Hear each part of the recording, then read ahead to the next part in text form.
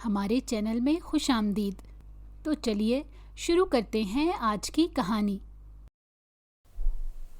وہ میری زندگی میں کیسے آیا، یہ تو ایسی کہانی تھی جس کے بارے میں سب لوگ جانتے تھے، پھر بھی لوگ طرح طرح کی باتیں بناتے اور حیرت کا اظہار کرتے تھے، لیکن کوئی یہ نہیں جانتا تھا کہ میری زندگی میں ایک اور کہانی تھی جس کے بارے میں کسی کو معلوم نہیں تھا، اور جب معلوم ہوا تو مجھے ایک قیامت کا سامنا کرنا پڑا۔ میں نے تو کبھی سوچا بھی نہیں تھا کہ میرے ساتھ وہ سب ہوگا۔ آج بھی سوچتی ہوں تو میری نظریں شرم سے جھک جاتی ہیں۔ کاش میں کبھی وہ قدم نہ اٹھاتی جس کے لیے اس نے مجھے مجبور کیا تھا، تو شاید آج میں اس حال میں نہ ہوتی جس کے بارے میں کوئی لڑکی تصور بھی نہیں کر سکتی۔ میرا نام کرن ہے اور میرا تعلق ایک غریب گھرانے سے تھا۔ ہم لوگ گاؤں میں رہتے تھے اور بھیڑ بکریوں سے بدتر زندگی گزار رہے تھے، کیونکہ نہ تو ہماری زندگی پر ہمارا حق تھا اور نہ ہی ہمیں اپنے لیے کچھ اچھا سوچنے کی آزادی حاصل تھی، اور یہ سب کچھ صرف اور صرف اس وجہ سے تھا کیونکہ ہم گاؤں کے وڈیرے کی غلامی پر مجبور تھے۔ یہ کوئی انوکھی بات نہیں تھی، تقریباً ہر گاؤں میں ایسا ہی ماحول ہوتا ہے۔ کوئی وڈیرا یا زمیندار گاؤں کے عام لوگوں پر بالکل ایسے حکومت کرتا ہے جیسے وہ پیدا ہی حکومت کرنے کے لیے ہوا ہو، اور ہم جیسے معمولی گاؤں والے اس کی نظر میں کیڑے مکوڑوں سے زیادہ کوئی حیثیت نہیں رکھتے۔ گاؤں میں عام طور پر لوگ کھیتی باڑی کا کام کرتے تھے، لیکن پورے گاؤں میں کوئی بھی کھیت یا زمین ایسی نہیں تھی جو وڈیرے کی ملکیت نہ ہو۔ میں نے جب ہوش سنبھالا تھا اس وقت سے لے کر جوان ہونے تک اپنے ماں باپ سے صرف یہی سنا تھا کہ وہ بھی اسی طرح محکوم زندگی گزارتے آ رہے ہیں۔ ایسا لگتا تھا کہ جیسے وڈیرے کا خاندان نسل در نسل اس گاؤں پر حکمران تھا، اسی لیے تو اب تک وہ گاؤں کی ساری زمینیں خرید کر اپنے نام کر چکا تھا۔ میرے دادا کی بھی چھوٹی سی زمین تھی۔ اگر کبھی کسی گاؤں والے کو ضرورت کے تحت وڈیرے کا منت ترلا کرنا بھی پڑتا تو وہ زمین گروی رکھ کر قرضہ دینے پر ہرگز آمادہ نہیں ہوتا تھا، بلکہ اس زمین کو خرید کر معمولی سی رقم زمین والے کو دے دیا کرتا تھا، جس سے اس کی ضرورت پوری نہیں ہوتی تھی اور زمین بھی ہاتھ سے نکل جاتی تھی۔ گاؤں کے لوگ بہت غریب تھے، ان کے پاس اپنے حصے کی چند ایک زمینوں کے علاوہ کچھ تھا ہی نہیں۔ شروع سے ہمارے گاؤں میں کھیتی باڑی کا رواج تھا، اس لیے لوگوں نے کسی اور ہنر کو اپنایا ہی نہیں تھا۔ نسل در نسل یہی پیشہ گاؤں والوں میں چل رہا تھا، اور اسی کا خمیازہ آنے والی نسلوں کو بھگتنا پڑا، جس میں ہم لوگ بھی شامل تھے۔ ابا بتاتے تھے کہ یہ چوتھی پیڑھی تھی جو وڈیروں کے ظلم و ستم کا شکار ہو رہی تھی، اور اب تو کوئی گھر ایسا نہیں تھا جن کی اپنی زمینیں باقی بچی ہوں۔ ہمارے گاؤں میں نہ تو ووٹ ہوتے تھے اور نہ ہی کوئی اسکول وغیرہ گاؤں میں تھا۔ ابا بتاتے تھے کہ کئی مرتبہ اسکول بنانے اور بنوانے کے منصوبے طے ہوتے رہے، یہاں تک کہ سنگ بنیاد بھی رکھ دیا گیا، مگر وڈیروں نے کبھی بھی اسکول کی بنیاد تک نہیں ڈالنے دی تھی۔ عمارت کھڑی ہونا تو دور کی بات تھی۔ پتہ نہیں کس طرح شروع ہونے سے پہلے ہی سارا معاملہ ختم ہو جاتا تھا۔ گاؤں والے اپنے بچوں کو تعلیم دلوانے کے لیے ترستے تھے، کیونکہ 3 نسلیں تباہ کرنے کے بعد اب وہ سمجھ چکے تھے کہ ان کی فلاح اور بہبود کا راز صرف اور صرف تعلیم میں چھپا ہوا ہے۔ لیکن وڈیرا کبھی بھی یہ نہیں چاہ سکتا تھا کہ گاؤں کے لوگ پڑھ لکھ کر اس کے مد مقابل آ جائیں۔ اس نے گاؤں کے لوگوں کے لیے ترقی کی ساری راہیں مسدود کر دیں، اور اگر کوئی غلطی سے بھی اس کے خلاف کھڑا ہونے کی کوشش کرتا تو اس کی سزا صرف اور صرف موت ہوتی تھی۔ اور یہ صرف سنی سنائی باتیں نہیں تھیں، بلکہ جب میرے ابا چھوٹے تھے اس وقت انہوں نے اپنی آنکھوں سے ایک ایسا معاملہ دیکھا تھا۔ ابا اس وقت تقریباً 13 سال کے ہوں گے جب گاؤں کا ایک نوجوان وڈیرے کے خلاف کھڑا ہو گیا تھا، کیونکہ اس کے گھر والوں کے ساتھ بہت زیادہ ناانصافی ہوئی تھی۔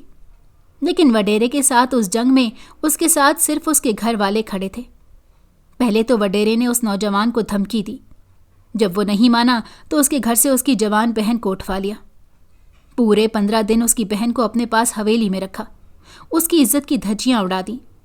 اس کے باوجود اس نوجوان نے ہار نہیں مانی، کیونکہ عزت تو وہ کھو ہی چکا تھا۔ اب حق کی لڑائی میں سرخ رو ہونا تھا۔ جب اس کی بہن کے ساتھ یہ معاملہ ہوا تھا، یا تو گاؤں کے کچھ لوگ اس کے ساتھ کھڑے ہو گئے۔ اب وڈیرے کو یہ احساس ہو رہا تھا کہ اگر گاؤں والے متحد ہو گئے تو وڈیرے کی حکمرانی گاؤں سے ختم ہو سکتی ہے۔ اس لیے اس نے ظلم کی انتہا کر دی۔ جو لوگ اس کے خلاف ہوئے تھے اس نے ان تمام نوجوانوں کو پورے گاؤں کے سامنے کھڑا کر کے گولیوں سے چھلنی کر دیا تھا۔ وہ 4 نوجوان تھے جن کی سرے عام موت نے پورے گاؤں کو ہلا کر رکھ دیا۔ اب تو کسی میں اتنی ہمت نہیں تھی کہ کوئی قانون کا دروازہ کھٹکھٹاتا۔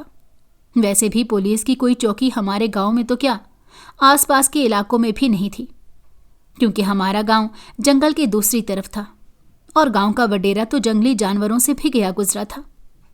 ابا آج تک ہمیں ان نوجوانوں کی کہانی سناتے ہیں اور رو پڑتے ہیں، کیونکہ ان 4 نوجوانوں کی موت پر گاؤں کا ہر بندہ رویا تھا، اور اب تک اتنے سال گزر جانے کے باوجود کوئی بھی اس واقعے کو نہیں بھولا تھا۔ اور پھر جان سے بڑھ کر تو عزت ہوتی ہے۔ بہن بیٹیاں تو گاؤں کے ہر گھر میں تھی، اسی لیے سب نے اپنے منہ پر تالا لگا لیا، آنکھیں اور کان بند کر کے جیسے تیسے زندگی گزارنے لگ گئے۔ میرے ابا جوان ہوئے تو وہ اسی ماحول میں پلے بڑے تھے، لیکن وہ اس ماحول کو اچھا نہیں سمجھتے تھے۔ پھر ابا اور اماں کی جب شادی ہوئی تو ابا نے فیصلہ کر لیا کہ اپنی اولاد کو اس جہنم سے ضرور نکالیں گے۔ دوسری طرف وڈیرے کے بیٹے کی بھی شادی ہو گئی تھی۔ اب اس کے بیٹے نے ہی اپنے باپ کی جگہ سنبھالنی تھی، اور حسب توقع وڈیرے کا بیٹا تو اس سے بھی 4 ہاتھ آگے تھا۔ میں اماں کی اکلوتی بیٹی تھی۔ میری اماں کو بیٹے کی بہت زیادہ خواہش تھی۔ جب میں پیدا ہونے والی تھی تو اماں نے دن رات بیٹے کے لیے دعائیں مانگی تھیں، کیونکہ شادی کو 5 سال گزر گئے تھے، مگر ابھی تک اماں ابا کے گھر میں کوئی پھول نہیں کھلا تھا۔ بڑی مشکل سے اتنا وقت گزرنے کے بعد جب اماں امید سے ہوئیں تو ابا بہت خوش تھے۔ وہ تو کہتے تھے کہ بیٹا ہو یا بیٹی، یہ تو اللہ کی طرف سے ہوتا ہے، اور اولاد اس سے بڑھ کر اللہ کی کوئی نعمت نہیں۔ مگر میری اماں کچھ الگ ہی خیالات کی عورت تھیں۔ عام طور پر جو خواہش مرد کی ہوتی ہے وہ میری اماں کو تھی کہ ان کے ہاں صرف اور صرف بیٹا ہی پیدا ہونا چاہیے، مگر جو قسمت میں لکھا ہو اسے کیسے ٹالا جا سکتا ہے۔ پورے 5 اور 9 مہینے کے طویل انتظار کے بعد جب اماں کی گود میں گاؤں کی دائی نے مجھے ڈالا تو اماں نے منہ دوسری طرف پھیر لیا۔ یہ دیکھ کر دائی نے کہا کہ تمہیں اتنے سال بعد اللہ نے اولاد جیسی نعمت سے نوازا ہے اور تم ناشکری کر رہی ہو، ایسا نہ ہو کہ اللہ کی رحمت تم سے روٹ جائے۔ مگر اماں پر کسی کی باتوں کا اثر نہیں ہوتا تھا۔ میں 10 دن کی ہو گئی تھی، مگر اماں نے خوش ہو کر مجھے دیکھا تک نہیں تھا۔ مجبوراً مجھے سنبھالتی اور میرے کام کرتی تھیں، مگر پیار سے سینے کے ساتھ نہیں لگاتی تھیں۔ ابا اچھی طرح اماں کی ان ساری حرکتوں سے واقف تھے، لیکن وہ کچھ کہہ کر اماں کو مزید برہم نہیں کرنا چاہتے تھے، اسی لیے اماں جو مرضی کرتی رہتی ابا نظر انداز کر دیتے تھے۔ لیکن مجھ سے وہ بہت زیادہ پیار کرتے تھے، میں تو ان کی جان تھی۔ مجھے دیکھے بغیر ان کا دن شروع ہوتا تھا اور نہ ہی وہ سکون سے سوتے تھے۔ جتنی دیر وہ گھر میں موجود رہتے میرے ساتھ ہی کھیلتے رہتے تھے۔ میری کھلکاریاں ہمارے چھوٹے سے کچے آنگن والے گھر میں گونجتی تھیں تو ابا کو اپنے چاروں طرف زندگی محسوس ہوتی۔ ان کا مجھ سے اتنا زیادہ پیار دیکھ کر آس پڑوس والے رشک کرتے تھے کہ بھلا کون اپنی بیٹیوں کو اتنا پیار دیتا ہے۔ دھیرے دھیرے اماں بھی کافی حد تک نارمل ہوتی گئیں، اب پہلے کی طرح مجھ سے منہ نہیں پھیرتی تھیں، مگر اماں کی محبت میں وہ گرم جوشی نہیں تھی جو ہونی چاہیے تھی۔ پھر اماں کو دوسرے بچے کی خواہش ہونے لگی۔ انہیں لگتا تھا کہ دوسری بار تو ان کے ہاں بیٹا ہی پیدا ہوگا، مگر دن اور مہینے اسی طرح گزرتے رہے۔ اماں کی امید بھی ٹوٹتی گئی۔ میں 7 سال کی ہو گئی تھی۔ اب تو ابا نے اماں کو یہ کہہ کر تسلی دینی شروع کر دی تھی کہ ہماری قسمت میں بس ایک ہی اولاد تھی، اسی لیے ہمیں اس کی قدر کرنی چاہیے، اس کے اچھے مستقبل کے لیے اتنی کوشش تو ضرور کرنی چاہیے کہ وہ ہماری طرح محرومی اور محکومی سے بچ سکے۔ مگر اماں کو مجھ میں یا میرے مستقبل میں کوئی دلچسپی نہیں تھی۔ میں جیسے جیسے بڑی ہو رہی تھی، ماں اور بیٹی میں دوستی ہونے کی بجائے ہم دونوں میں ایک اندیکھی دیوار حائل تھی۔ مجھے شروع سے ہی اماں نے اپنے قریب نہیں کیا تھا، اسی لیے میں ابا سے زیادہ محبت کرتی تھی، کیونکہ وہ میری ہر بات کو اہمیت دیتے تھے، میری چھوٹی چھوٹی معصوم سی خواہشوں کا خیال رکھتے تھے۔ جو 4 پیسے وہ کماتے تھے اس میں سے بچا بچا کر کبھی میرے لیے گڑیا لے آتے تو کبھی کوئی خوبصورت سا جوڑا مجھے بنا دیتے تھے۔ ابا کو میرے ہاتھ میں چوڑیاں بڑی پسند تھیں۔ مجھے اچھی طرح یاد ہے کہ میں نے جب سے ہوش سنبھالا تھا میری دونوں کلائیوں میں رنگ برنگی چوڑیاں ضرور ہوتی تھیں۔ اماں کو اس بات پر بالکل بھی اعتراض نہیں تھا کہ ابا مجھ سے بہت زیادہ پیار کرتے ہیں، وہ بھی پہلے کی طرح میری طرف سے لا تعلق نہیں تھی، مگر میرا دل چاہتا تھا کہ جیسے آس پڑوس میں رہنے والی میری سہیلیوں کی مائیں اپنی بیٹیوں سے والہانہ محبت کرتی ہیں، ان کے لاڈ اٹھاتی ہیں، میری ماں بھی اسی طرح کرے۔ مگر میری یہ خواہش میرے دل میں حسرت بن کے رہ گئی اور میں ایسے ہی بڑی ہوتی گئی۔ گاؤں کے باقی لڑکیوں کی طرح میں بھی تعلیم سے محروم تھی، کیونکہ ابھی تک گاؤں میں اسکول کی بنیاد نہیں رکھی گئی تھی۔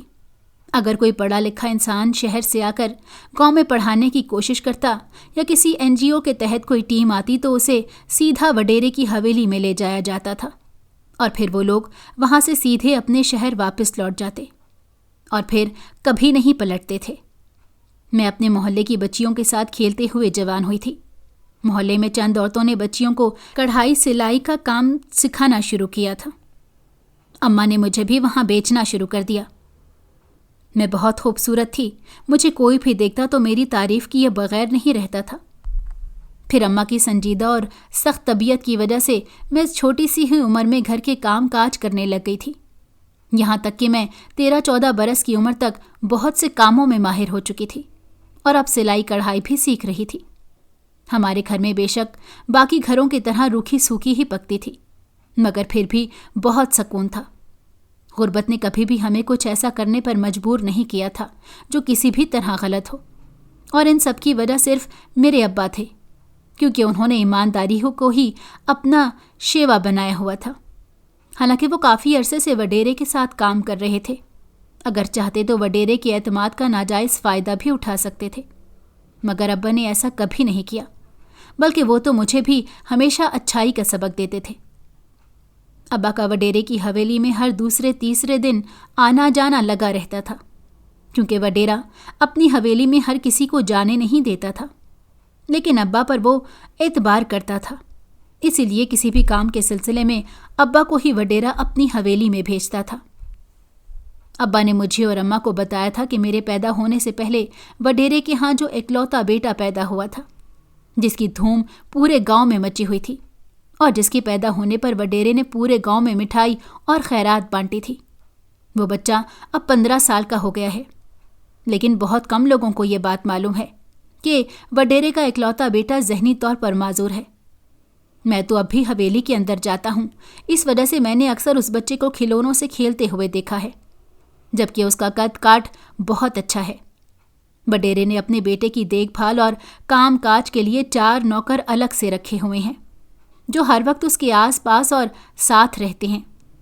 پتہ نہیں دن میں کتنی مرتبہ وہ لوگ چھوٹے وڈیرے کو کپڑے تبدیل کرواتے ہیں، کیونکہ وہ اپنے کھیل کود میں ان کپڑوں کو گندا کر لیتا ہے، جبکہ وڈیرا چاہتا ہے کہ اس کا بیٹا بھی اس کی طرح صاف ستھرا اور اکڑا ہوا لباس پہنے۔ ابا ایسے ہی ہمیں حویلی کی بہت سی باتیں بتاتے رہتے تھے۔ پھر آہستہ آہستہ پورے گاؤں کو یہ پتہ چل گیا تھا کہ وڈیرے کا ایک لوتا بیٹا ذہنی طور پر معذور ہے، تو لوگ آپس میں کانا پھوسی کرتے ہیں کہ یہ سب مکافات عمل ہے۔ حویلی کے رہنے والوں نے سالوں سے اس گاؤں پر بڑے ظلم کیے ہیں، اور اب ان کے ظلم و ستم کے بدلے میں اللہ نے انہیں ایک ایسے بچے سے نوازا جو شاید ہی وڈیروں کی نسل کو آگے بڑھا سکے گا۔ اور یہ سچ بھی تھا، کیونکہ ابھی تو وہ 16 سال کا ہی ہوا تھا کہ وڈیرے نے اس کے لیے رشتے دیکھنا شروع کر دیے تھے۔ وڈیرے کے ہم پلا گھرانوں میں سے تو کسی نے اپنی بیٹی کا رشتہ اس ذہنی معذور لڑکے کو نہیں دیا تھا، کیونکہ ظاہر سی بات ہے کون جانتے پوچھتے ہوئے اپنی بیٹیوں کی زندگی خراب کرنا چاہے گا۔ اس وجہ سے اب وڈیرے نے مایوس ہو کر اپنی برادری اور خاندان سے باہر رشتے دیکھنا شروع کر دیے۔ ایسے ہی 1 سال اور گزر گیا۔ اب وڈیرا اس بات پر بھی آمادہ تھا کہ اس کے بیٹے کا رشتہ کسی مڈل کلاس طبقے کی لڑکی سے ہو جائے۔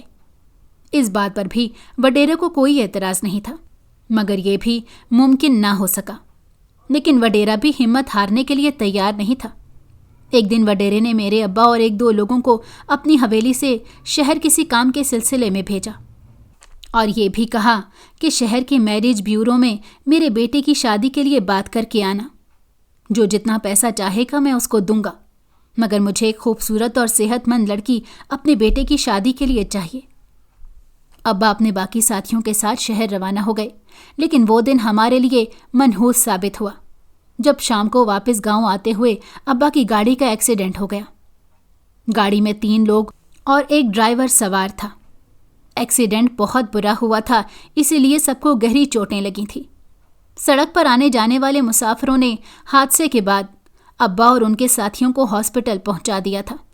ان 4 میں سے 2 لوگ تو زندگی کی بازی ہار گئے، مگر ابا سمیت دوسرے بندے کو بہت زیادہ چوٹیں لگی تھی۔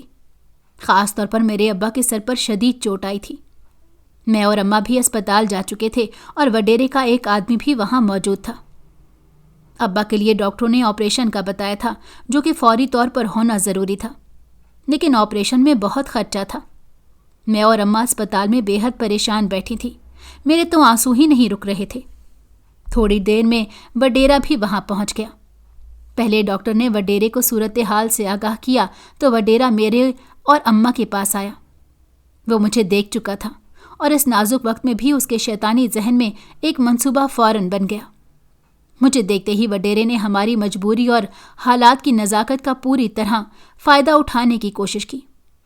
وہ اچھی طرح جانتا تھا کہ ہم ابا کے آپریشن کے پیسے ہرگز نہیں دے سکتے، اس لیے اس نے ہم پر احسان کرتے ہوئے ابا کے آپریشن کی پوری رقم ہسپتال میں جمع کروا دی۔ اس طرح ابا کا آپریشن ہو گیا۔ ہم ماں بیٹی بہت حیران تھے کہ وڈیرا ہم پر یہ مہربانی کیسے کر سکتا ہے۔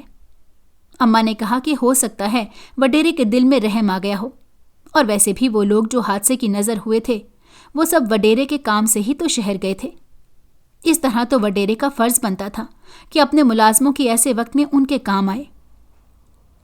بہرحال آپریشن ہونے کے 8 دن بعد ابا کو اسپتال سے چھٹی ملی۔ ہم ان کو لے کر گھر تو چلے گئے تھے، مگر وہ پوری طرح ٹھیک نہیں ہوئے تھے۔ اکثر ان کے سر میں شدید درد رہتا تھا۔ ڈاکٹر نے ابا کو مکمل طور پر آرام کرنے کے لیے کہا تھا۔ ہم پوری طرح ان کا خیال رکھتے تھے۔ ابا کی دواؤں کا سارا خرچہ اب تک وڈیرا ہی اٹھا رہا تھا۔ ابا کو بستر پر پڑے ہوئے 15 دن گزر گئے تھے، مگر ان کی حالت میں کوئی بہتری نہیں آئی تھی۔ الٹا ان کے وجود نے آہستہ آہستہ کام کرنا چھوڑ دیا تھا۔ پھر ایک دن گاؤں میں ایک عجیب و غریب اعلان ہوا کہ گاؤں کا کوئی بھی فرد اگر اپنی بیٹی کا رشتہ وڈیرے کے معذور بیٹے سے طے کرے گا تو وڈیرا ان کو منہ مانگی رقم اور بہت سارا سونا دے گا۔ سب نے یہ اعلان سنا تھا، مگر کوئی بھی اپنی بیٹی کی زندگی داؤ پر لگانے کو تیار نہیں تھا۔ لیکن میری اماں نے فوراً میرا سودا کرنے کی ٹھان لی۔ اماں نے کہا کہ ابا کی جو حالت ہے، وڈیرے سے پیسے ملنے کے بعد اماں میرے ابا کو لے کر شہر کے اچھے ہسپتال میں جائیں گی اور وہیں پر داخل کر کے ابا کا علاج کروا لیں گی۔ یہ سن کر میں بھی خاموش ہو گئی اور اس رشتے کے لیے مان گئی۔ اماں نے اسی روز حویلی میں جا کر وڈیرے کے سامنے میرا رشتہ پیش کر دیا۔ ابا کو تو ان ساری باتوں کا علم ہی نہیں تھا۔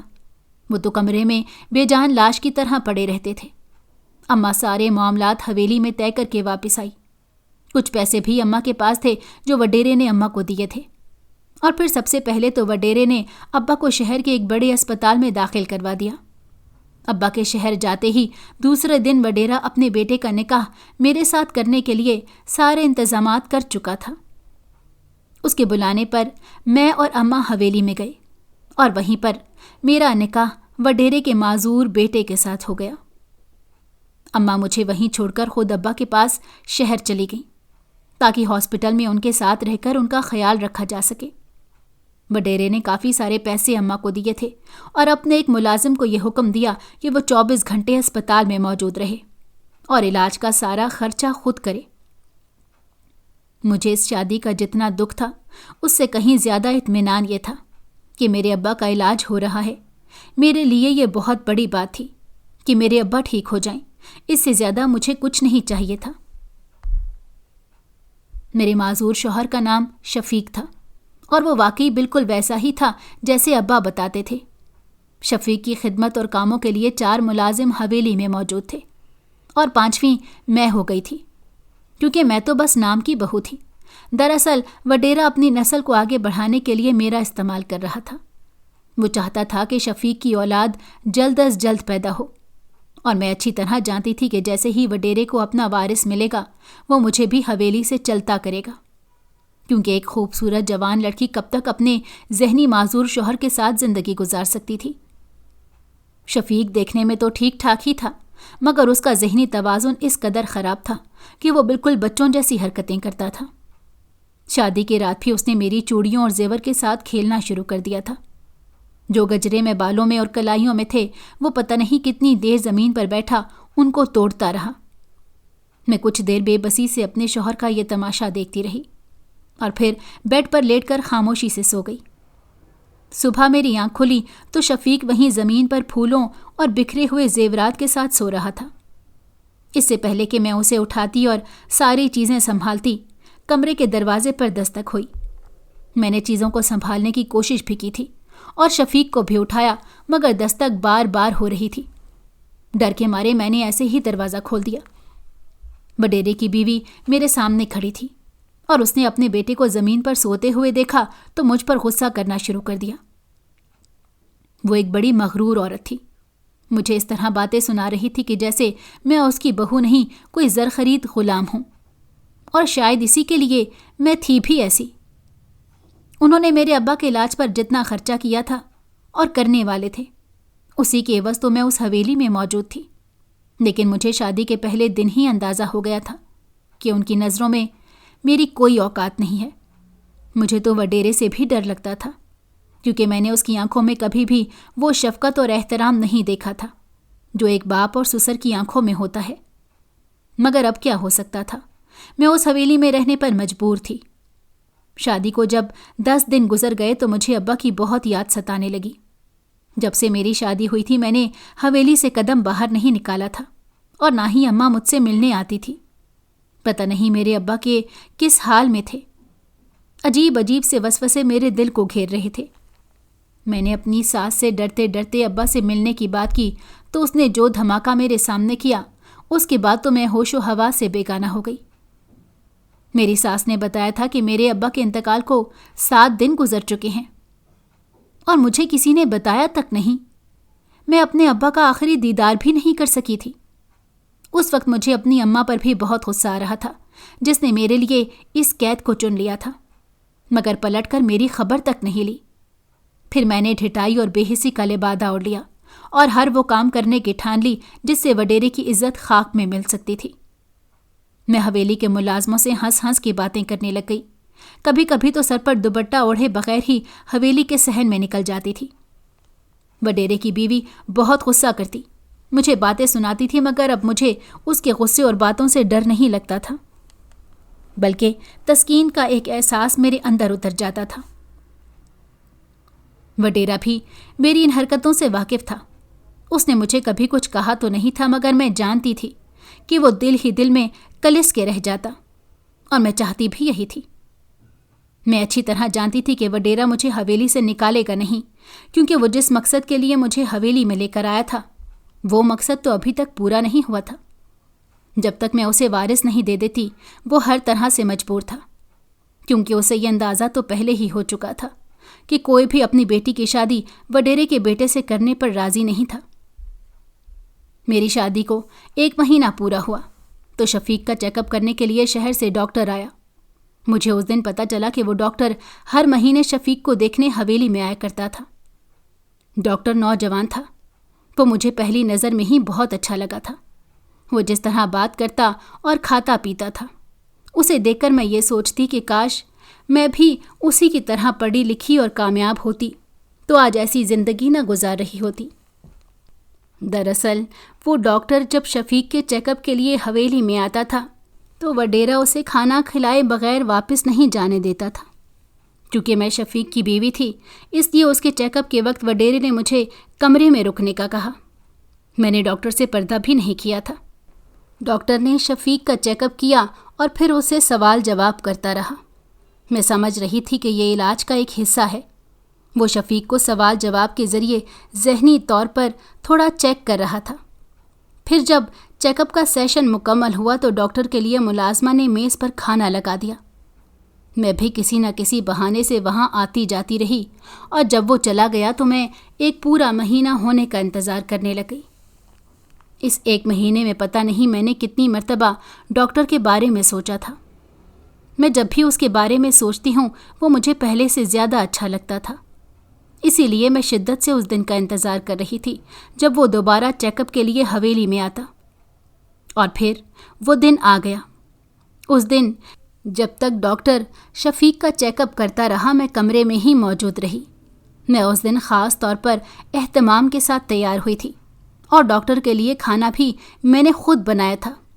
جب ڈاکٹر چیک اپ کر کے کمرے سے جانے لگا تو میں نے اسے روک لیا اور روتے ہوئے کہا کہ ان لوگوں نے شفیق سے میری شادی صرف اولاد کی خاطر کروائی ہے، اس لیے آپ میرا ایک کام کر دیں تو مجھ پر احسان ہوگا۔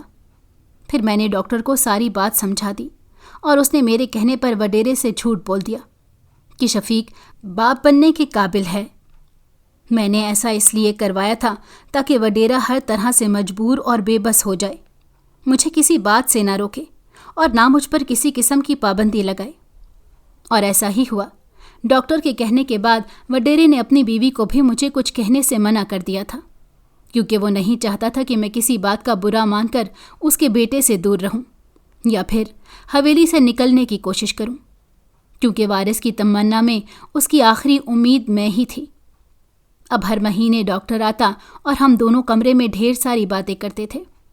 اب تو وہ شفیق کا چیک اپ بھی زیادہ تفصیل سے نہیں کرتا تھا، اس کے باوجود 3-4 گھنٹے کمرے کا دروازہ بند کر کے وہ میرے ساتھ باتوں میں مصروف رہتا اور وڈیرا سمجھتا تھا کہ وہ شفیق کا علاج کر رہا ہے۔ ایسا ہرگز نہیں تھا کہ ڈاکٹر اپنے مریض کے ساتھ مخلص نہیں تھا۔ دراصل میں اور ڈاکٹر ایک دوسرے کو پسند کرنے لگ گئے تھے، اور جب میں نے اپنی ساری کہانی ڈاکٹر کو سنائی تو ڈاکٹر نے بھی مجھ سے اظہار محبت کر دیا۔ وہ مجھے اپنی زندگی میں شامل کرنا چاہتا تھا، مگر میں بے بس اور مجبور تھی۔ پھر اس نے مجھے بتایا کہ شفیق کے ٹھیک ہونے کے کوئی چانسز نہیں ہیں، یہ تو وڈیرے کے پاس اندھا پیسہ ہے، اس وجہ سے وہ اپنے بیٹے پر لوٹا رہا ہے، مگر اس کا بیٹا ہمیشہ ایسے ہی رہے گا۔ مجھے بھی شفیق سے ہمدردی تھی، کیونکہ وہ ایسے ناکردہ گناہوں کی سزا بھگت رہا تھا جو اس نے کیے ہی نہیں تھے، مگر حقیقت تو یہی تھی کہ شفیق اپنے باپ کے لیے ایک سزا کی صورت میں ہر وقت اس کی آنکھوں کے سامنے رہتا تھا۔ میں نے حویلی میں آنے کے بعد وڈیرے کو دکھ سے 2-4 دیکھا تھا، جب اس کا بیٹا پاگلوں کی طرح کھیلتا اور ناچتا، کبھی ہنستے کبھی رونے لگ جاتا۔ اس وقت وڈیرے کی آنکھوں میں آنسو آ جاتے تھے۔ شاید یہی وجہ تھی کہ اب وڈیرے نے گاؤں والوں پر ظلم زیادتیاں کرنا بھی کم کر دی تھیں، بلکہ وہ تو اکثر حویلی میں ہی بند رہتا تھا۔ اب تو وڈیرے کی بیوی نے بھی زبان چلانا کم کر دیے تھا۔ ایک دن میں صحن میں کبوتروں کو دانہ ڈال رہی تھی اور دوپٹہ میرے کندھے پر جھول رہا تھا۔ میں نے جان بوجھ کر ایسا کیا تھا تاکہ وڈیرے اور اس کی بیوی کو یہ منظر دیکھ کر برا لگے، ان کو غصہ آئے، کیونکہ صحن میں کچھ مرد ملازمین بھی آتے جاتے تھے۔ کچھ دیر میں وڈیرا حویلی کے اندر داخل ہوا اور مجھے دیکھ کر صحن میں رک گیا۔ میں عجیب سی مسکراہٹ ہونٹوں پر سجائے کبوتروں کو دانہ ڈالنے میں مصروف ہونے کی اداکاری کر رہی تھی، اور مجھے انتظار تھا کہ ابھی وڈیرا غصے سے دھاڑنا شروع کر دے گا، مگر خلاف توقع وہ مجھے دیکھ کر خاموشی سے اندر چلا گیا۔ میں تھوڑی حیران ہوئی کہ آج سورج کہاں سے نکلا تھا۔ غرور میں ڈوبا ہوا ایک بت آج کیسے کمزور پڑتا ہوا نظر آیا تھا۔ دوسری طرف میری اور ڈاکٹر کی محبت بڑھتی جا رہی تھی۔ پھر مجھے ڈاکٹر نے بتایا کہ کسی بھی ذہنی معذور انسان کے ساتھ نہ تو نکاح ہو سکتا ہے اور نہ ہی اس سے طلاق لینے کی کوئی ضرورت ہے۔ تو میں سمجھ گئی کہ میرا تو شفیق کے ساتھ کوئی رشتہ ہی نہیں تھا، اور کوئی رشتہ میں نے بننے دیا بھی نہیں تھا۔ پھر ایک دن میں اور ڈاکٹر باتیں کر رہے تھے تو اچانک ڈاکٹر نے بات کرتے کرتے میرے ہاتھ پر اپنا ہاتھ رکھ دیا، کیونکہ میں رو رہی تھی۔ کھڑکی سے یہ منظر ملازمہ نے دیکھ لیا تھا۔ اس نے ساری بات جا کر وڈیرے کو بتا دی۔ وڈیرا اسی وقت شفیق کے کمرے میں آ گیا، جہاں میں ڈاکٹر کے ساتھ موجود تھی۔ شفیق تو کھیلنے میں مصروف تھا، اسے تو کچھ خبر نہیں تھی کہ آس پاس کیا ہو رہا ہے۔ وڈیرا مجھے اور ڈاکٹر کو کمرے سے باہر لے گیا، لیکن حیرت تو تب ہوئی جب اس نے مجھے کچھ کہنے کی بجائے ڈاکٹر سے بات کرنا شروع کر دی، اور میں اس کی بات سن کر مزید حیران ہوتی جا رہی تھی۔ وڈیرے نے ڈاکٹر سے کہا کہ میں جانتا ہوں میرے بچے کا علاج کسی بھی ڈاکٹر کے پاس نہیں ہے، کیونکہ دراصل یہ تو دنیا میں ہی میرے گناہوں کی سزا مجھے ملی ہے اور مرتے دم تک مجھے یہ دکھ کاٹنا ہے، مگر میں مزید اللہ کی مخلوق پر ظلم نہیں کر سکتا۔ اسی لیے تم کرن کے ساتھ نکاح کر کے اسے یہاں سے لے جا سکتے ہو۔ یہ سن کر میں اور ڈاکٹر حیرانی کے ساتھ وڈیرے کو دیکھ رہے تھے۔ وڈیرے نے آگے بڑھ کر میرے سر پر ہاتھ رکھا۔